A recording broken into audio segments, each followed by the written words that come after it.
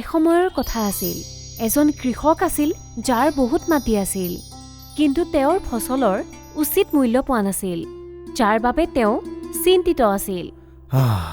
যোৱাবাৰ ফচলৰ ভাল দাম মই পোৱা নাছিলোঁ। কি কৰোঁ এইবাৰ কি খেতি কৰোঁ? কৃষকজন তেওঁৰ পত্নীৰ ওচৰলৈ গ'ল। আৰে শুনিছানে? কোৱাচোন, কি কথা আছিলে? খেতি কৰা আৰম্ভ কৰিব হৈ গ'ল। এইবাৰ খেতিত কি ৰুম?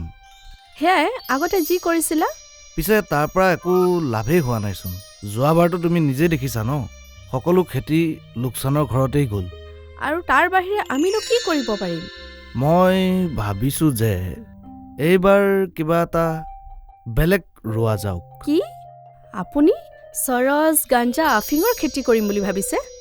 আৰে নহয়, এইবোৰ নহয়। তুমি বগা চন্দনৰ বিষয়ে কিবা জানা?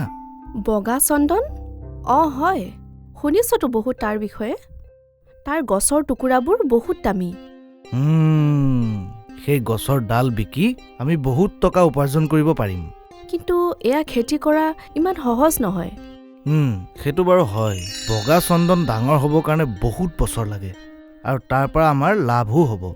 ঠিক আছে তেন্তে এইবাৰ আমি খেতি পথাৰত কেৱল বগা চন্দনৰহে খেতি কৰিম।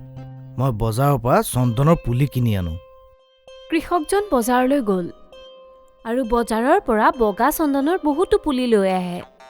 কৃষক আৰু তেওঁৰ পত্নী দুয়োজনে মিলি এই পুলিবোৰ ৰুবলৈ আৰম্ভ কৰে। এয়া চোৱা, গছ পুলিবোৰতো ৰুইয়ে দিলোঁ। এতিয়া আমি ইয়াৰ চোৱা চিতাও ভালকেই কৰিব লাগিব। তেতিয়াহে গছজোপাৰ পৰা ডাঙৰ ডাঙৰ ডাল ওলাব। আমি ইয়াক সদায় যতনেৰে ৰাখিব লাগিব, আৰু সময়ে সময়ে আমি ইয়াত সাৰ পানীও দিব লাগিব। কৃষক আৰু পত্নীয়ে কুঁৱাৰ পৰা পানী আনি বগা চন্দনৰ পুলিবোৰত দিবলৈ ল'লে।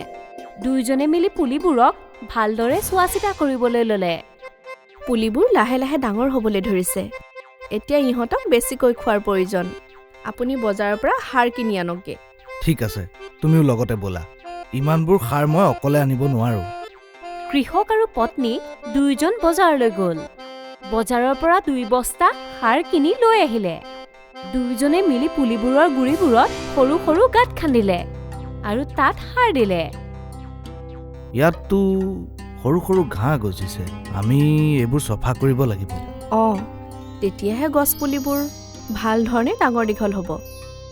কৃষকৰ পত্নীয়ে পুলিবোৰৰ গুৰিত হোৱা বনসমূহ চাফা কৰি দিলে আৰু কৃষকজনে কুঁৱাৰ পৰা পানী আনি পুলিসমূহত দিবলৈ ল'লে। লাহে লাহে সময় বাগৰিল।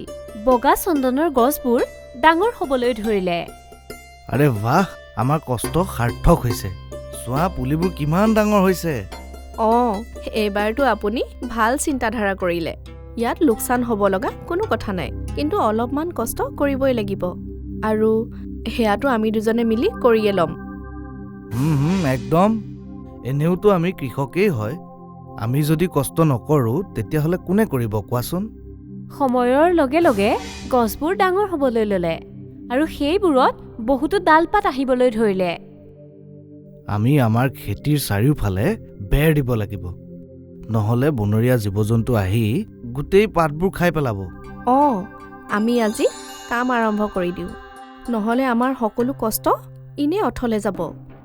কৃষক আৰু তেওঁৰ পত্নীয়ে খেতিৰ চাৰিওফালে তাঁৰেৰে বেৰ বনাই দিলে। তেওঁলোকে ৰ'দতো বহুত কষ্ট কৰিছিল। তুমি চাবা, এদিন নহয় এদিন আমাৰ এই কষ্টৰ ফল বহুত মিঠাকৈ পাম।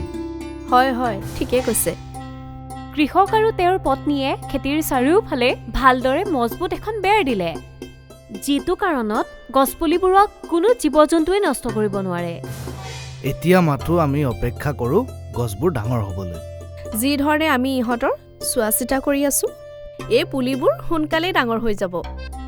লাহে লাহে সময় বাগৰিল আৰু পুলিবোৰ ডাঙৰ হৈ গছ হ'বলৈ ধৰিলে, আৰু এতিয়া তাৰ ডাল কাটিবৰ বাবে ৰেডি হৈ গ'ল। এদিনাখন এজন চাপেৰাই কৃষকৰ খেতিৰ ওচৰেৰে গৈ আছিল। তেওঁ চন্দনৰ গোন্ধ পালে। আৰে ভাই, ইয়াততো ধুনীয়া চন্দন কাঠৰ গোন্ধ আহিছে। ভাবিছোঁ এইখন কোনোবাই চন্দন গছৰ বাৰী বনাইছে। চাপেৰাজনে চাৰিওফালে বিচাৰিবলৈ ল'লে। তেওঁ বেৰাখনৰ পিছফালে চন্দন গছবোৰ দেখিলে, আৰু সেই বগা চন্দন গছবোৰ কাটিবৰ বাবে উপযুক্ত হৈছিল। সেইবোৰ দেখি চাপিৰাজনৰ লোভ লাগিল। অহ কথাটো এইটোৱেই এই গছবোৰ দেখিছোঁ ময়ে বেচিব লাগিব।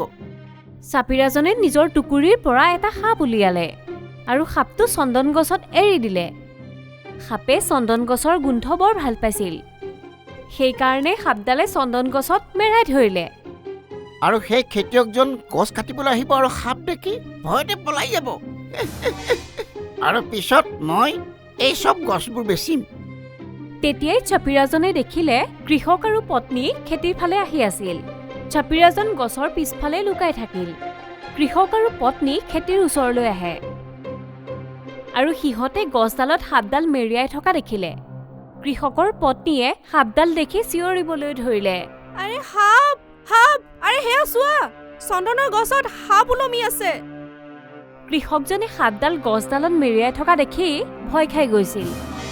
এতিয়া আমি ডাল কেনেকৈ কাটিম? এই সাপডালেতো সেই ডালটো এৰিবই খোজা নাই। আমাৰ কষ্ট অথলে যাব। এ ভগৱান, আমি এতিয়া কি কৰিম? ব'লা এতিয়া ঘৰলৈ যাওঁ, পিছত চাই ল'ম। কৃষক আৰু তেওঁৰ পত্নী দুখ মনেৰে ঘৰলৈ উভতিল। তেওঁলোক ঘৰলৈ উভতা দেখি চাপিৰাই বৰ ভাল পাইছিল। আৰে মোৰ বুদ্ধিয়ে কাম কৰিলে, দুইটা ভয়টোৰ পলাই গ'ল। এতিয়া মই চন্দনৰ খৰি বেচি বহুত পইচা উপাৰ্জন কৰিম। চাপিৰাজনে কৰঠ এখন লৈ গছ কাটিবলৈ গৈছিল। কিন্তু যেতিয়াই তেওঁ গছজোপা কাটিবলৈ ল'লে তেতিয়াই সাপডালে ফোপাবলৈ ধৰিলে। আৰে মোৰ বন্ধুৱে মোকে ভয় খুৱাব বে। আৰে মইতো তোৰ মালিকক আজি মালিককে চিনি নোপোৱা হলি। চাপিৰাই গছডালৰ পৰা সাপডাল আঁতৰাবলৈ চালে, কিন্তু সাপডালে গছডালক টানকৈ মেৰিয়াই ধৰি আছিল। চাপিৰাই বহুত জোৰ লগালে, সাপডালক গছডালৰ পৰা এৰুৱাব নোৱাৰিলে। বহুত চেষ্টা কৰাৰ পিছত চাপিৰাৰ খং উঠিলে আৰু সি সাপডালক কৰঠেৰে কাটিবলৈ চেষ্টা কৰে। তেনেকুৱাতে সাপডালে চাপিৰাজনক খুটি দিয়ে আৰু চাপিৰাজনৰ তাতে মৃত্যু হয়। চাপিৰাৰ মৃত্যুৰ পিছত সাপডাল এটা গাঁতৰ ভিতৰত সোমাই যায়। পিছদিনা কৃষক আৰু পত্নী যেতিয়া খেতিলৈ আহে আৰু তেওঁলোকে দেখে যে গছজোপাত সাপডাল নাছিল, যাৰ বাবে তেওঁলোক বৰ সুখী হয়।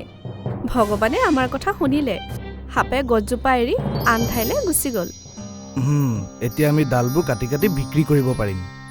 কৃষক আৰু তেওঁৰ পত্নীয়ে বগা চন্দনৰ গছবোৰ কাটিবলৈ ল'লে আৰু সেইবোৰ বজাৰত বেচিবলৈ লৈ গ'ল। আমি শিকিলো যে লোভ কৰাটো বেয়া। লোভ কৰিলে সদায় সদায় লোকচানতেই থাকিব লগা হয়। সেইকাৰণে আমি কেতিয়াও লোভ কৰিব নালাগে আৰু বেলেগৰ বস্তুৰ ওপৰত বেয়া চকু দিব নালাগে।